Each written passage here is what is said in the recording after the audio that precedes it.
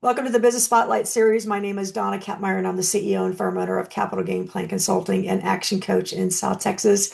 And I am going to be your host for today. I am very excited about having our special guest, Christopher Radliff, on our show. Christopher is the CEO and founder of Lucerna Financial Group. And today we're going to talk with Chris about his journey to get to where he's at and the challenges and successes of owning and operating a business. If this is the first time on our show, please be sure to like and subscribe so you can get notifications when we publish new content. Well, Chris, welcome to the show. It's great to have you on. Yeah, thanks for having me. I'm excited to be here and yeah, excited for the conversation. Me too. Me too. It's been a little while coming. So let's go ahead and get started by talking about how did you get started in this business in the first place and what is it all about? Yeah. So to give you some background on me, so I'm from upstate New York, and when I got started in this business, actually I was trying to find an internship. This is actually when I was at Florida State University in college, but I was going back to upstate New York for the summer. And I was interviewing with GE for an internship. My dad worked there for many, many years, helped me get interviews, etc. And they interviewed me like four times, said I was a great candidate, and they at the end of it they didn't give me the offer. And the reason why is they wanted me to reapply in a few years once I was a senior, basically. Um, and I still remember like how annoyed I was that that's the reason why that they wouldn't give me an offer is just purely based off my age. Mm. Um, and that's kind of the first inkling of knowing like I wanted to be in control of my own destiny, and I really didn't see myself kind of going down the corporate ladder, but um, what eventually happened. So about a week later, I get a call from my dad, and he mentioned that he just saw one of his friends, and he said, that his they're looking for financial planning interns, and for the summer, and I wanted to try as many things as I could, so I, took him up on the offer to hear them out on the opportunity, and that's how I got started with Northwestern Mutual. And that's kind of evolved over time into having my own firm on Northwestern Mutual's platform. But really started as an intern when I was 19, and we've grown it into what we are today. And we have about 550 households across the US that we're serving. I have two full-time employees. And then I also coach and mentor about six other advisors that are basically trying to do what I've done, which is build their own practice. Um, but everything happens for a reason. I really do think that the reason why I didn't get that internship with GE was to eventually lead me into this career. I like that you said that because often we get frustrated when a door closes on us, but really what it's doing is allowing us for us to experience something even greater. Hmm. So Yep. you've been in this a little while, so let's talk about, the beginnings of this. What did your first 12 months look like? Yeah. So yeah, I've been doing it's almost been 9 years now. It'll be 9 years in May. Um, and in terms of the first 12 months, I was living at home because essentially you're building your business from scratch. So I was trying to, scrap together as much capital as I could just to make sure because I knew I wanted to invest in my business in the long run. But first 12 months, I was really living at home, saving up a lot of cash, but typically, and you can ask my mom to verify this, but typically was getting home, 8:30, 9 o'clock at night after doing some late meetings. So I was really trying to get anyone on the calendar that I meet with. And the first year was a lot of seeing a lot of potential clients, and getting my name out there, building some centers of influences, et cetera. But what I realized, throughout that year is what I learned to do is be more effective in those meetings. So it was a big learning curve for me going from just seeing a lot of people, but how do we actually turn those into more, beneficial client relationships? Hmm. So the first half of my first year, I had a good start, but I knew I wasn't where I wanted to be. So I made some internal tweaks and started implementing some of these strategies that some of my mentors and other coaches encouraged me to do. And I went all in on it, um, even though it didn't really feel very natural. And that the next 6 months, I actually doubled my production and the outputs that I was getting just by making a few tiny tweaks. Um, in I didn't even when I was doing it, I didn't believe it was going to work. It felt weird, but I trusted their judgment, and yeah, so that's when we really started to grow. That's fantastic, right? So you're able to pivot, put some things in place that didn't feel right, but it actually worked. Are you still doing those same things today? Yeah, so I mean, it really depends on kind of the season of the business. When I say season, I mean Um, you kind of go through waves as a business owner where you feel like, things are going really well. I don't want to change, mess with any of this. Or sometimes you feel like you're in a rut or, you're kind of doing the same thing over and over again and it kind of feels repetitive. So, um, definitely at this point in time, we're working on kind of slowing down the speed up. And we've always had a lot of client meetings on the calendar and which we still will continue to do.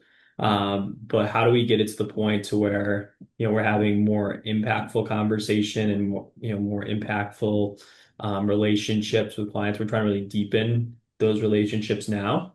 So yes, we're constantly evolving. Now we don't always have a roadmap on how to do it like I did in that scenario. So that's kind of the hard part, and that's the hard part of being a business owner at times is you don't always have a system or anything in place. You kind of have to create it and figure out what works and what doesn't work. So, but yeah, we're constantly evolving and trying new things, to enhance the client experience and deepen our relationships with our clients. Well said. So let's explore that a little bit more. So let's talk about your client base and who do you consider your ideal client? Yeah, our typical ideal clients are really just families and small businesses that really care about their future and want to arrive well positioned. Obviously, most people will tell you that they want to arrive well positioned, but then they won't be saving money or they won't be ready to take action on things. So for us, we're really focused on working with families and individuals that care about their future are ready to take action on taking the right steps financially to build financial security. Um, and we also do work with some clients in like the Big Four accounting world and the tech space. So we are very well versed in kind of the complications that come from a tax standpoint with those types of clients. But this year we're really focused on working with small business owners Okay. and families. Our average client household last year, from an income standpoint, was about 350,000. But what I have noticed is some of our best clients, our favorite relationships, are people that actually aren't making as much, but they're just very disciplined with their money. So, I still look back at some of our favorite client relationships, and some of those people do not make 350 a year, but they save more than some of the people that are making 500,000 a year. So, um, but really for us, values is what's most important. Being coachable, and wanting to really make changes to improve your situation in the long run. Beautiful. Beautiful. So let's talk about those initial conversations with a potential prospect. What are some of the mistakes that people make before even coming to you? Yeah, I would say, especially when working business owners, I'd say it is pure like just getting too busy and procrastinating. And not even necessarily just for business owners, but really for anyone that has a family. I mean, especially young families, right? I mean, parents are juggling, okay, making sure their kids are getting their schoolwork done, taking them to sports, extracurricular activities, and then on top of that, balancing a very high, I guess, high demand type of, business or job that they're in. So I'd say really just inaction, and just kind of procrastinating it. Like most people know that they need to make some changes. It's just a matter of, or they might know that they need to get some sort of life insurance or whatever in place or long-term care planning in place, or they know that they need to figure out a better solution for their business when it comes to retirement planning to make sure that they can retain their employees, whatever it may be. Hmm. Uh, it just they get caught up in the madness of life, and that's that's also the world that we live in today, though. So many distractions out there, and I really think that one of the main value adds that our team brings to the table, and this is unique to us, but not unique to just us, is we help people kind of take a step back and take a step off the treadmill of life of going a million miles an hour and actually think about, okay, like really, what is all this for? I'm saving all this money into these different accounts, and I haven't even thought about what it's like for me to take out from these accounts in the future. Like, is that going to be ideal? So I'd say that procrastination, getting too busy, kind of putting things on the back burner. Um, and then I'd say the other mistake that I see a lot is, they assume that they're all set because someone online told them they should do X, Y, or Z, or they have a family member, like great uncle that says, "Oh, this is all you should do with your money." Um, and that sometimes will lead people down the wrong path just purely not because those people don't care, and it's not that they don't know what they're talking about. They just don't typically know the person's situation in full. Hmm. So it's very easy to make general advice on the internet, um, but it might not be tailored directly to your situation. So I'd say those are some of the major mistakes that we see. Very good. Very good. Yeah, it's really, it's not always true that whatever's on the internet will apply to me, nor it may not be true. So you need that custom conversation, if you will, tailored to that particular individual or that family. So if we think about, I like to ask folks, why should someone do business with you? What would your clients say about you if you were to describe it or have them describe you in one sentence?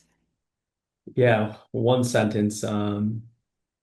Say someone that's dependable, gets back to me quickly, provides unbiased advice, and really tells me what I need to know. So those are some of the main reasons why clients work with us. Um, I would say in a service-based business or a relationship style business like I am in, and I'm sure to whoever's listening to this, I'm sure most of you, if not all of you, have some level of relationships within your businesses. I think the easiest way to differentiate yourself in today's world is just how fast are you getting back to people?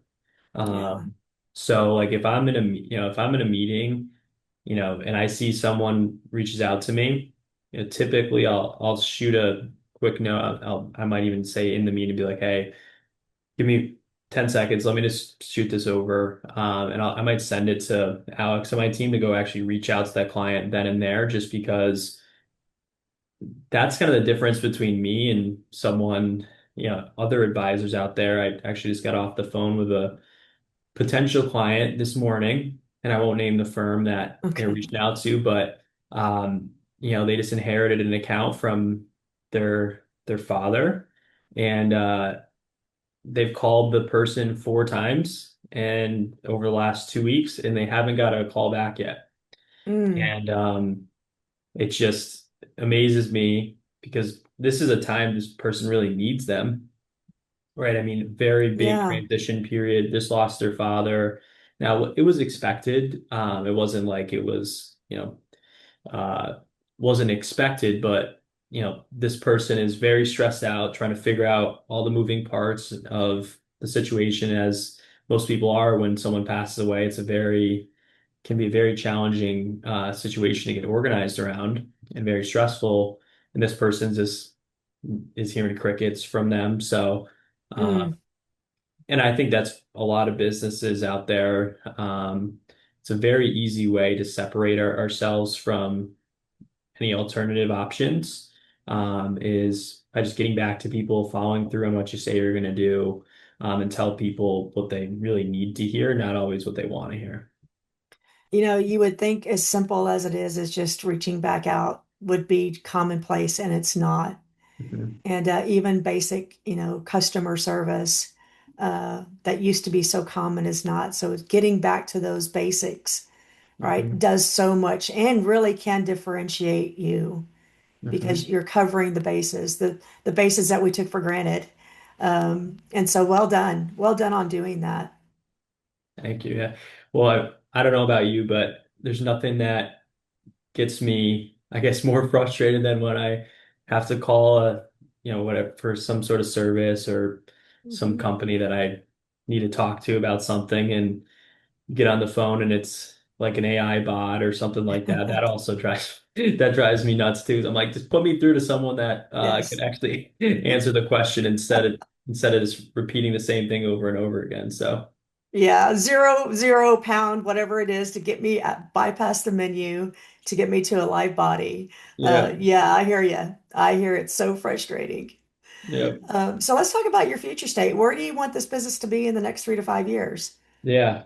So I mean, our goal is to continue growing in terms of the amount of obviously clients that we have, but also I'd say for us, really developing other advisors on our team that can also serve clients, and getting to the point to where, you know, let's say that I'm on vacation or I have something that comes up, a family emergency, whatever it may be, that we feel confident that the business can continue to move forward and all of our clients can feel comfortable with multiple relationships with members on our Mhm. team instead of just relying solely on the relationship with me. So I'd say that's where we're headed is, not just focusing on the clients I'm speaking to and that I'm the lead on, but also developing other members of our team, whether that's through acquiring other businesses, like other books of business, training them from scratch, onboarding them from other institutions that have that do similar work to what we do. So I'd say that's really the future for us is just expanding that way. Because ultimately, we want to make sure our clients stay with us for years and years to come. And ultimately, the more relationships that they have with members on our team, like the stickier that they will be.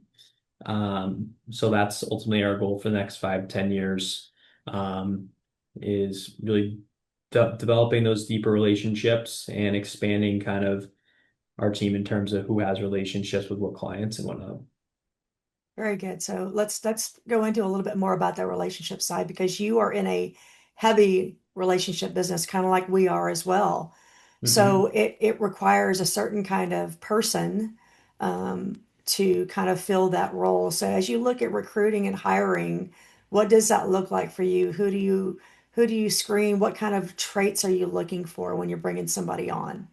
Yeah, so that's something we're always thinking about. So when it comes to like hiring and recruiting, I would say one big piece is do they have a vision for the future? And does their vision align with what the firm can provide them? Um, and really just in recruiting and onboarding impressive people, what we've found is that most people that are pretty impressive when figuring some things out, because ultimately Hmm. when you make a hire, I mean, it is definitely a gamble. And one of my mentors and one of my business coaches, always says, hire slow, fire fast. Hmm. And we can obviously we take our time in the hiring process. It's usually at least 4 to 5 conversations, formal discussions, and typically maybe one or two check-ins in between, of course. But we definitely take our time.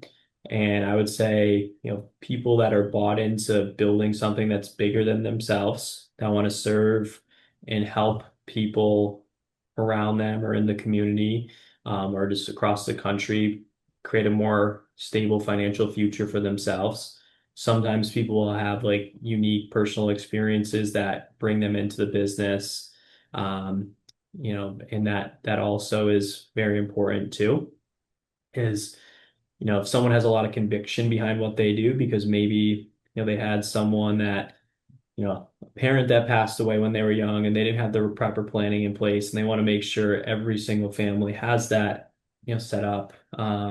or someone that goes through an experience with a family member that has had a long-term care need to from a planning standpoint, but no one ever educated their great aunt on it now that they're worried about cleaning up all these little messes from all the complications that come with that. So there are different things that will drive people, but I'd say someone that has a vision for the future, wants to make an impact, has grit. So if you're in this business, like, there's definitely rejection, just like any business. And That's really what separates a lot of advisors. I'd say the people that make it in this business are people that are okay with hearing no and focus on the inputs. So I'd say vision, grit, and then really just caring for other people. Those are some of the things that we really focus on. Well said.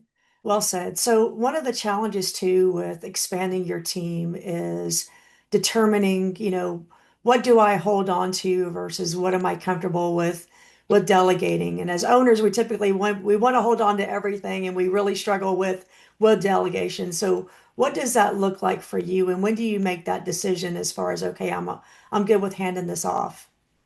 Yeah. One of my coaches, I actually don't even remember who it was, but I remember them saying this to me.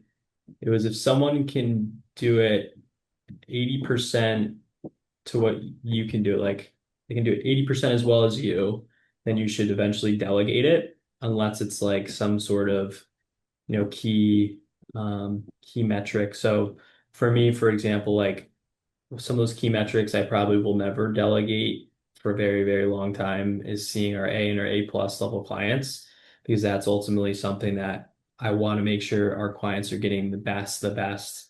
Now, for example, sending confirmation messages for meetings, that's something, well, okay, it's not as critical as, having a meaningful relationship with some of our top clients. So that might be something we'll look to outsource first. So really evaluating, okay, what makes sense to, for me to spend my time on, what really drives revenue and drives growth for the firm, but also drives impact, Hmm. versus what are some things that, you know, other people can really handle, and they might even do it better than I can. I know Alex on my team is extremely detailed, and I'm very detailed too when I have time to be.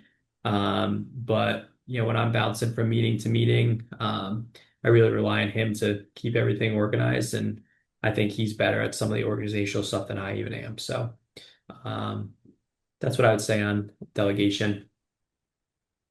Yeah, awesome. Yeah, nobody's going to do it the way that you do it 100% of the time. And if you can get to that 80% is 100% awesome. So, love that advice that you were given because it is very true. Um, if you were to give advice, any other additional advice to our audience who are business owners, what would be kind of your number one thing? Yeah. So I actually was asked this question because I was speaking to the entrepreneurship program at St. Mary's University last week, and I got a very similar question. And my response was, no matter what it is, no matter what business you're running, no matter if it's you're just starting out today or you're running a team, like I said, I don't have a team of 50, but even if you are, there's got to be you got to focus on a few metrics per day that you're going to control. And that's really going to be the determining factor if it was a successful day for you or not. So for me, when I started, it was always, how many phone calls am I making? How many reach outs to clients? How many appointments am I keeping, et cetera. Now you kind of got to customize that to your business. For some people, it might be literally going and showing up at, a business, or making a phone call or sending a certain amount of emails, out to potential clients. Um, Whatever those really main drivers are, I'd identify them and then focus on, okay, what is my commitment daily that will lead to the results that we need, and hold yourself to that standard. And that's what I'd recommend for any business owner is really build out those standards for yourself, hold yourself accountable to them. And as the business changes, the things that you focus on might be different. And that's natural as you delegate more and more things. Very good. Well said. Is there anything else you'd like our audience to know about you or know about the business? I mean, from our standpoint, our team, I said we are growing. So if you're hearing this and you're like, oh, I've been procrastinating this stuff, or I haven't really looked at the stuff in a while, definitely feel free to reach out to us. I'm sure that Donna will put my contact information in the description and whatnot, but it's my email is christopher.radliff@nm.com. My phone number is 518-937-1117. So feel free to reach out, and even if you're just looking for some encouragement in terms of like getting your business off the ground, and even if it's not about becoming a client, I'd love to stay in contact because you never know, in the future how we can help one another.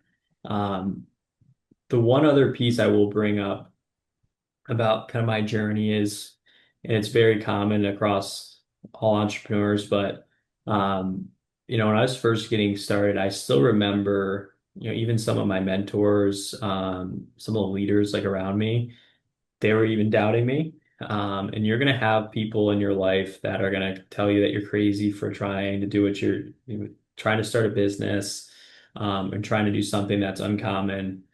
And you got to make sure you're very careful about who you listen to and who you don't. And one thing that I focus on is like taking advice from people that have accomplished or have been around others that have accomplished what I want to accomplish. Um, and there's so many people out there that are contemplating going down the entrepreneurial path, um, that have someone random in their life. And like I said, they don't necessarily have any ill intentions, but they say, oh, well, why don't you do this? Why don't you go the safe route? Or, you should just go stay at your job. Um, and it's a lot of those people are typically folks that never bet on themselves and took the risk and they didn't get to where you Right. want to be anyway. So just being very, very cognizant of who's giving you advice. And I'd really hold on to the advice of people that you want to emulate.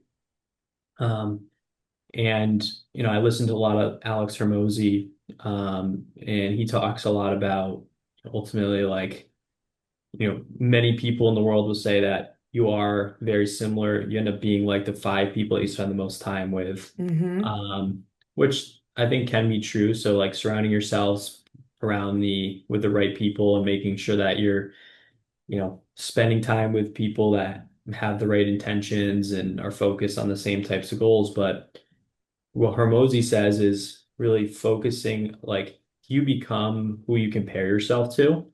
So if you're constantly comparing yourself to some very high level performers and high impact people, typically that'll elevate your standards. Now there is some give and take in that kind of mythology in terms of like you don't want to just compare yourself because comparison at times is the thief of all joy, and you might be doing a great job, but you might look up to someone that's absolutely crushing it and crushing your numbers, and you're like, well, I feel like I'm doing good. I don't know what else I can be doing, but these people are doing three times the amount as what we're doing. So don't let that, have the negative spin on it, but use it for motivation to continue growing. I would say. So compare yourself to people that you want to emulate, surround yourself with those types of people, and just make sure that if you're taking advice from anyone, it's from the right sources. Those are some serious nuggets, some serious gold nuggets. So thank you for sharing that. Yeah, anytime. So And Christopher, thank you so much for sharing your story. This has been fantastic, and I really believe our audience is going to get a lot of valuable information from this. This is a Business Spotlight series with Dona Kappmeyer along with Christopher Radliff from Lucerna Financial Group. Please be sure to like and subscribe so you can continue to see our great content. Chris, thank you so much for being on our show today. anytime. Thanks for having me, and I wish everyone that some good luck that's listening to this, and let's get after these goals. You betcha. Let's get after them. Let's do it. Bye for now.